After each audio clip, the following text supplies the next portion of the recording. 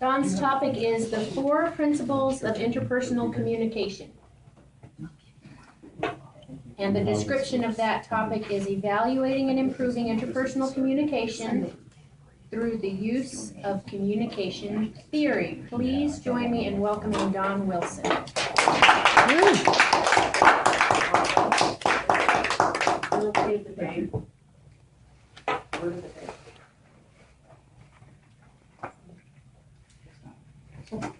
When you study communication, one of the general rules is that most communication is false. What I have in my head, that comes out my mouth, that gets across to you, that you listen to, and you interpret, isn't exactly what I started with in my head. So with that in mind, I want to assist you in looking at some of the characteristics of communication and how to improve them. Now, the first one I'm going to use is what we call content. Content refers to the what that we're going to talk about in a relationship where 2 people are talking. Content involves the topics. What are we talking about? In a marriage relationship, most people, theoretically, can talk about a lot of topics. Before you got married, you were able to talk about a lot of topics. And you found that there was always something to talk about. After you get married, you discovered there's more and more things you don't want to talk about. Why? Because it ends up in an argument. And in some relationships, people don't talk about their in-laws because they end up in an argument. Sometimes they don't talk about money, except with the very urgent aspects of it. And you can go on with a number of other topics. So it's important to be able to have a variety of topics in your relationship. It's important also that those topics be positive. It's easy to come up with the negatives, but if you can keep on the positives, then it's helpful. Also, it's important to speak for yourself. Sometimes we say something like feeling nervous at the podium. You feel nervous when you're standing at the podium. What you really mean to say is, I feel nervous when I'm standing at the podium. And so the ability to speak for yourself is important. Another characteristic is the time factor, what we call time. When you're conversing with someone, are you talking about something in the past, in the present, or in the future? For example, you may be talking about the problems you have with money. You may talk about in the past how we had problems with money, when we did this, when we did that. Or you may express some concerns about what are we going to do in the future with regard to money. However, the most significant aspects is to be able to talk about things as they are right now.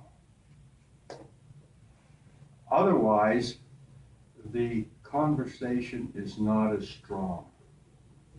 For example, if you're talking about something related to, if you're talking about someone related to how you feel about someone, it's more important to say, I love you, or I'm happy to be with you, versus, I remember how I loved you when we first met, or I'm sure I'll love you in the future. But if you can talk about the present, here's how I feel in a positive way in the present, then that becomes more effective. Another one that's rather interesting is called place. Place. Where do we come? Where do we converse? Well, we can converse in the what we call interpersonal, extrapersonal, or intrapersonal. Let me define each.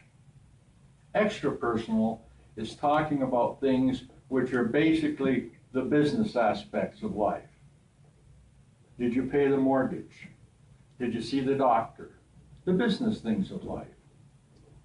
Interpersonal things are topics with regard to how you think about things. Intrapersonal topics are topics about how you feel about things. Let me give you an example.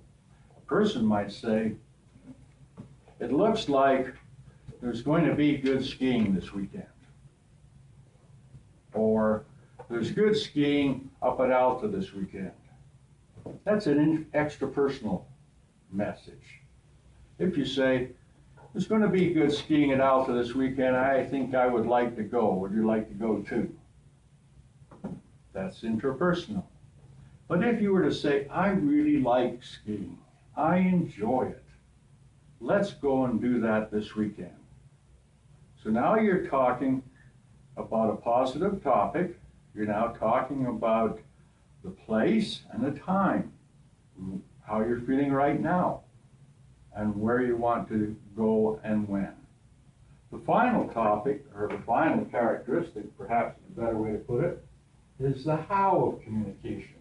And you're all familiar with that. That's the nonverbal. There's a big difference in saying, I love you, versus, I love you. You understand? The tone of the voice. Sometimes individuals, and we see this in counseling, people send out double messages. Like the man who says, of course I like my wife, I don't know why you ask. You understand the difference? How the nonverbal contradicts the verbal. And in many cases, how we say things, the tone of our voice, the posture we have. You can tell whether someone's listening to you when you're talking to someone if they're leaning towards you versus if they're kind of sitting back and their eyes are rolling around the roof.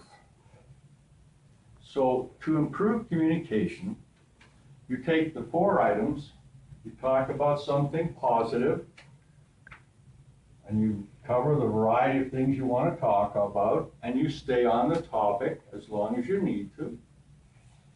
You deal with the time factor. Is it in the past or present or future? You look at the place. Is it intrapersonal? Are you sharing your feelings? And finally, how do you express your thoughts? How do you communicate? Warmly, sadly, angrily? These will all influence the nature of your communication. Thank you.